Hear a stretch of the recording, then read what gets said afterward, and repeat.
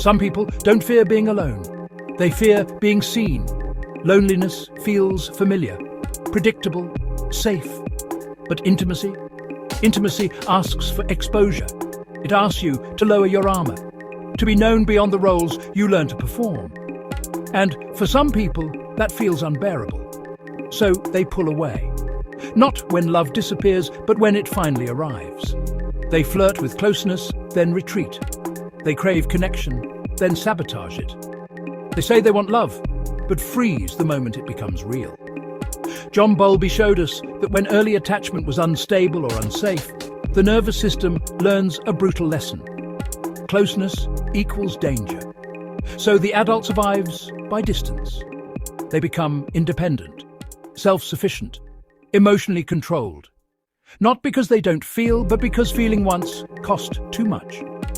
Winnicott spoke of the false self, the version of us that develops to keep love from leaving. It can function, it can charm, it can succeed, but it cannot be intimate, because intimacy requires truth, and truth threatens the mask. Carl Jung would say that intimacy activates the shadow, the parts of us we learn to hide to remain acceptable. So when someone gets close enough to touch those hidden parts, panic sets in. The mind whispers, leave before they see. Create distance before they disappoint you. Destroy the connection before it destroys you. And so they choose loneliness, not because it feels good, but because it feels controllable. This is the paradox of intimacy fear. They don't reject love. They reject the risk of being fully known. They don't avoid people. They avoid vulnerability. And here is the truth that hurts the most. The more you run from intimacy, the more alone you become, even in relationships. Healing doesn't mean forcing closeness. It means understanding why safety was once found in distance. Because intimacy is not invasion. It is not collapse. It is not loss of self. Real intimacy is two whole people choosing to stand exposed without disappearing.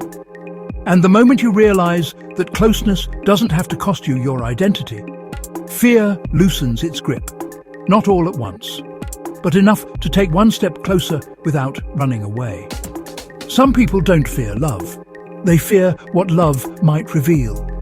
And courage begins the moment you stop mistaking distance for strength. If this resonated, like, comment, and subscribe. Your support is a small step for you, but a giant leap